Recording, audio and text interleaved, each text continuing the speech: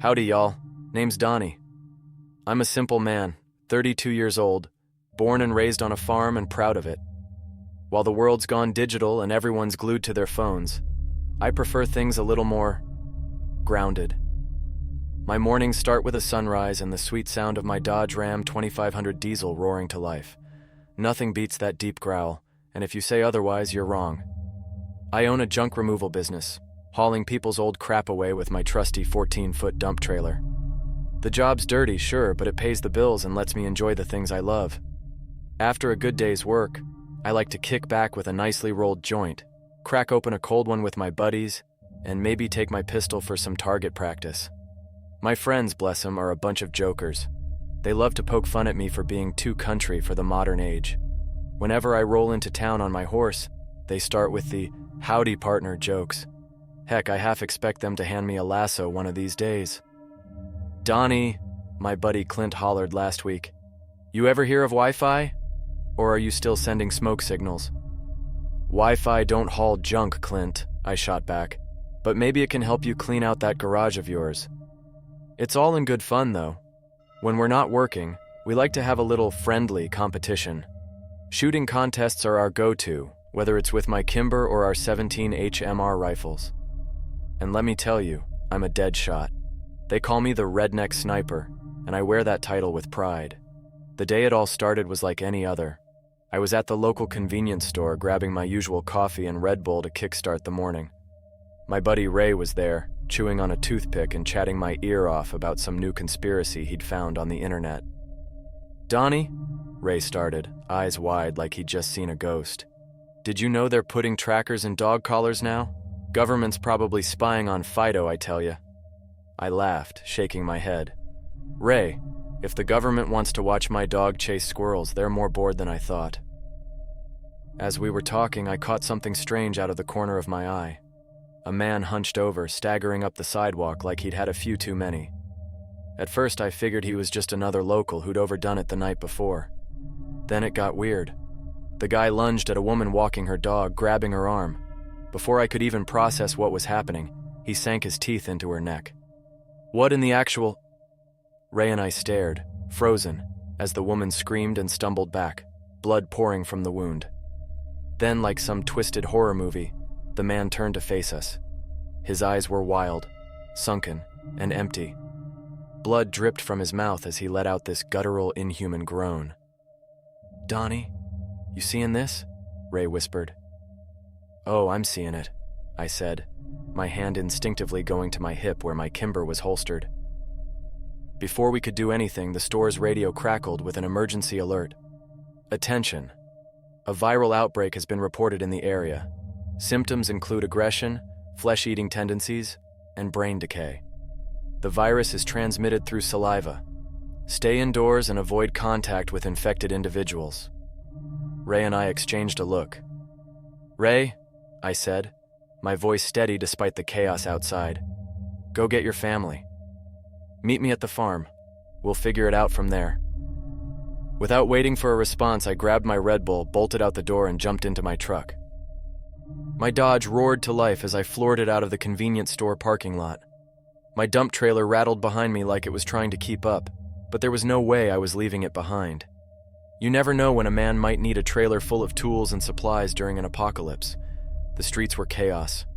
People were running in every direction, screaming, shouting, and trying to make sense of what was happening. And right in the middle of it all, there they were, those infected. Zombies, for lack of a better word. I saw the woman from earlier, what was left of her anyway.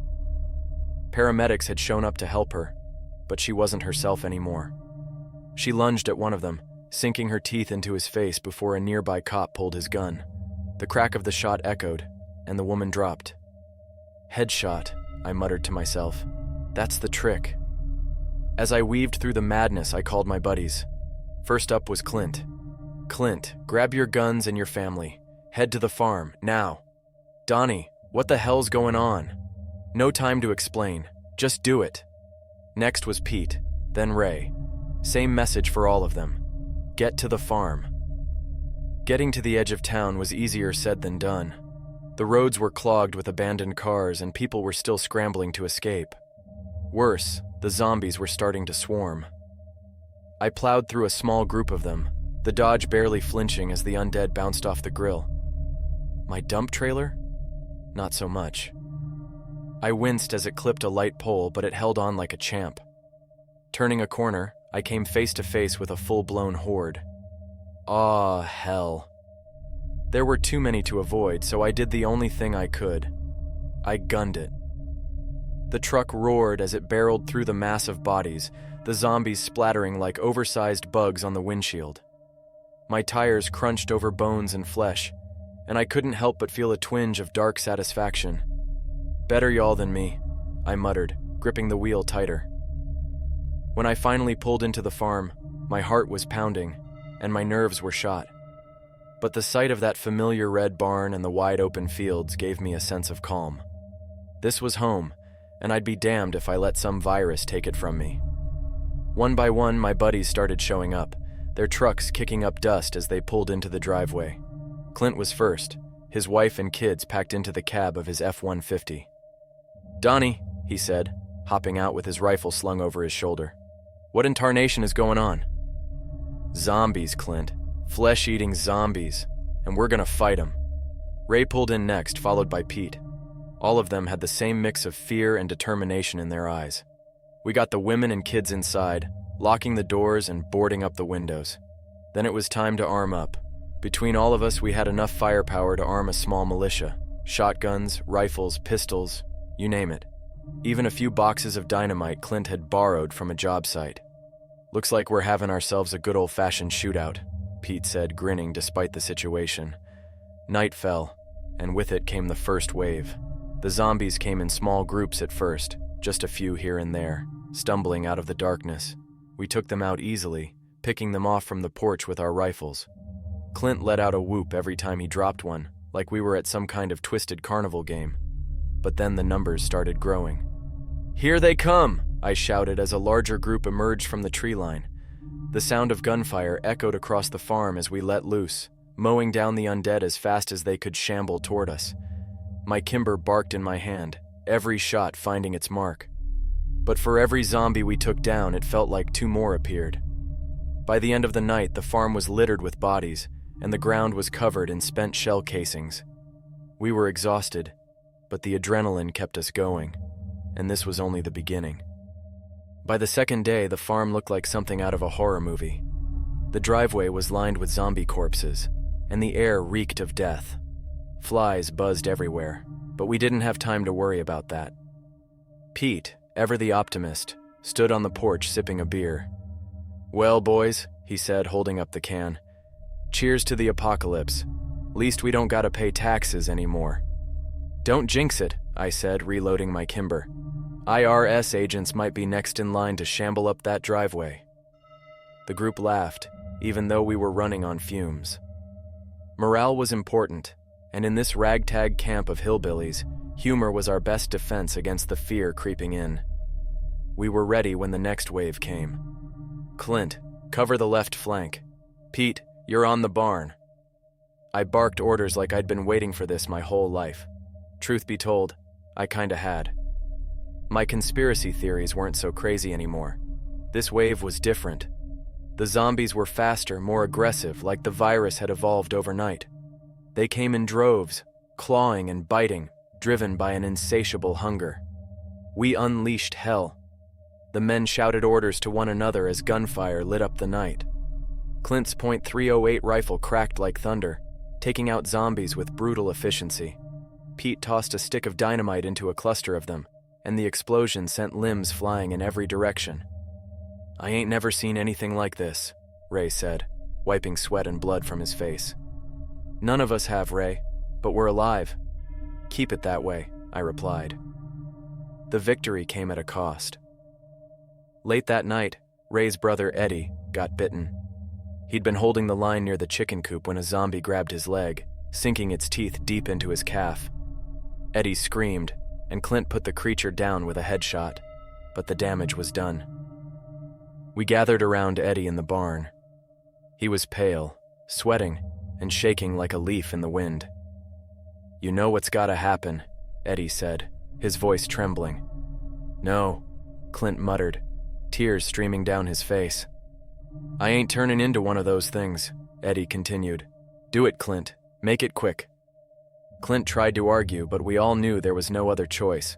With a heavy heart, he raised his pistol, and the barn echoed with the sound of the shot. By the third day, we were running low on ammo. The farm was surrounded, and it felt like the zombies were multiplying faster than we could kill them. We need a plan, I said, pacing the porch. How about we blow 'em all to kingdom come, Pete suggested, holding up the last few sticks of dynamite. Won't be enough, I replied. We gotta outsmart 'em, lure 'em away from the farm somehow. After some debate, we decided on a risky plan. Clint rigged up a decoy, a loudspeaker strapped to the back of his truck that would blast country music loud enough to wake the dead. The idea was to draw the zombies away while the rest of us fortified the house. Clint volunteered to drive the truck, his wife and kids begging him not to go.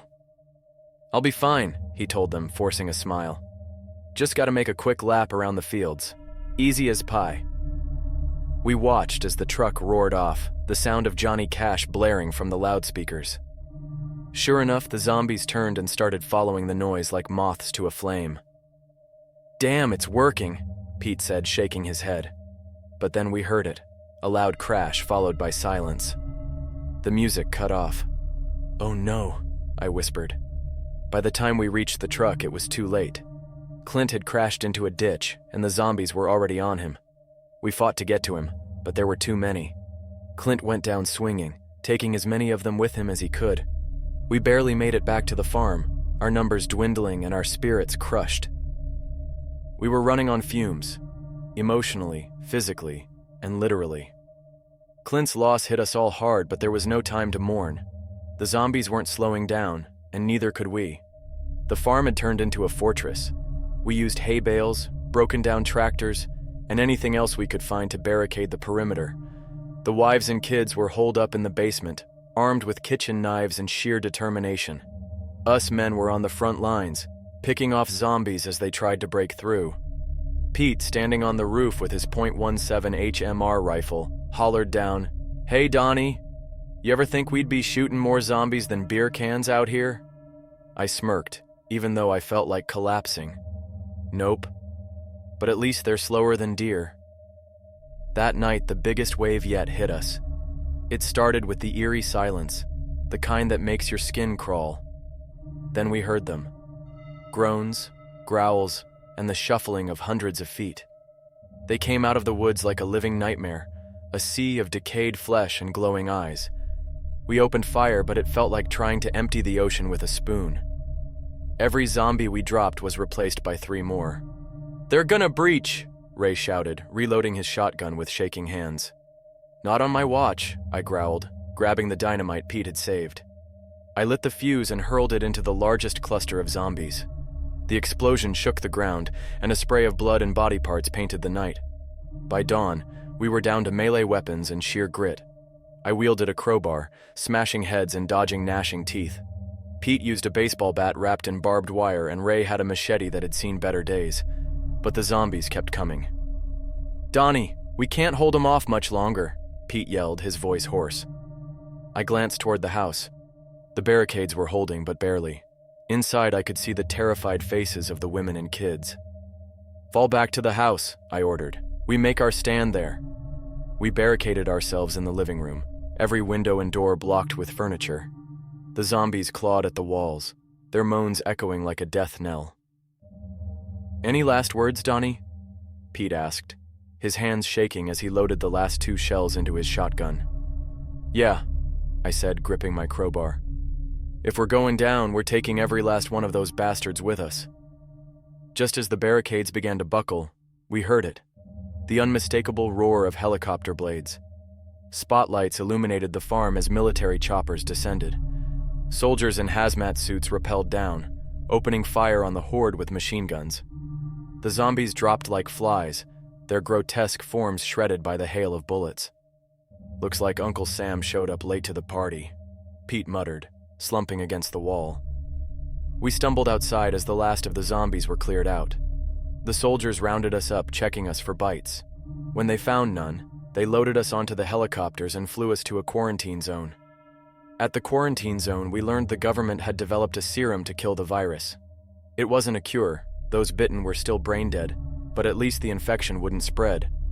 The bitten were placed in care facilities, though it felt more like glorified warehouses. It was a grim reminder of how close we'd come to losing everything. Back at the farm, we buried our dead, Clint, Eddie, and the others who'd given their lives.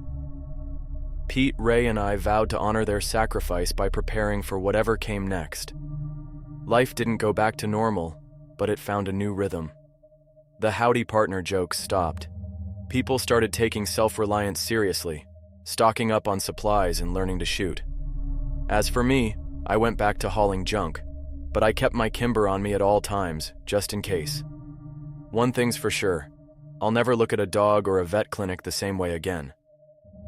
A month after the outbreak, the world had mostly stabilized. Cities were rebuilding, the infected were quarantined, and the government was trying to sweep the whole ordeal under the rug.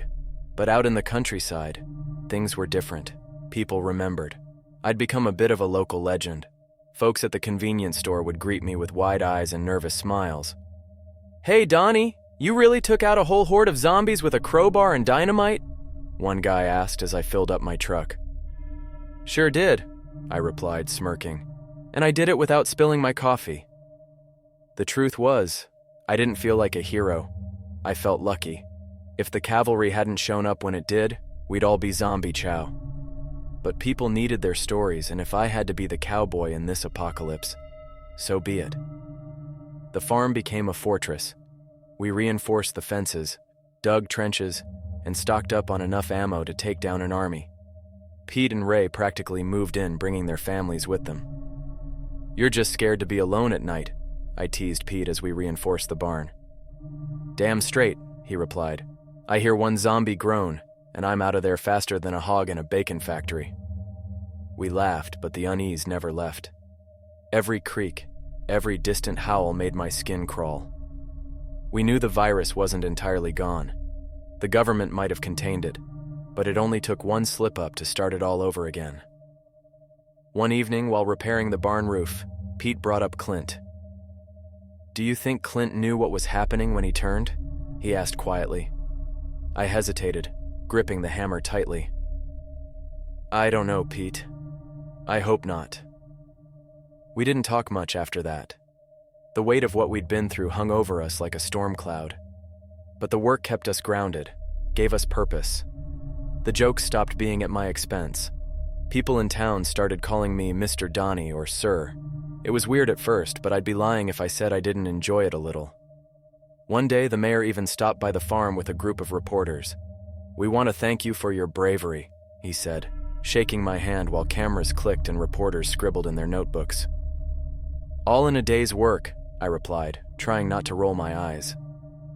The guy couldn't tell a plow from a pitchfork, but I played nice for the sake of the farm. Despite everything, we found moments of peace. At night, we'd gather around the fire pit, swapping stories and sharing laughs. "Remember when Donnie thought the Red Bull shortage during the pandemic was a government conspiracy?" Ray teased. "Yeah, well, who was it that drank my stash?" I shot back, grinning. The kids played tag in the yard while the wives cooked up whatever game we'd hunted that day. For a while, it felt like life had found its balance again. One morning, as I was cleaning my Kimber, a convoy of military trucks rolled past the farm. The lead vehicle stopped, and a soldier got out, walking up to the gate. "Mr. Donnie?" he asked, tipping his helmet. "That's me," I replied, standing up. He handed me a sealed envelope. "This is for you, classified, but you've earned the right to know." I opened it after he left, my stomach sinking as I read the contents. The virus wasn't eradicated. It had mutated, lying dormant in certain carriers. Animals, mostly. "Stay vigilant," the letter warned. I didn't tell the others, not right away. There was no point in scaring them until we had to be scared. But I doubled down on our preparations, adding a quarantine pen for livestock and insisting we carry weapons at all times. "Paranoid much?" Pete joked one night. "Better paranoid than dead," I replied. Years later, people still talked about the redneck resistance and the Battle of Donnie's farm. They called us heroes, but we knew the truth. We were just regular folks trying to survive, As for me, I kept hauling junk, riding my horse, and living life the way I always had, on my own terms. Because if there's one thing I learned, it's that the simple life isn't so simple when the world goes to hell.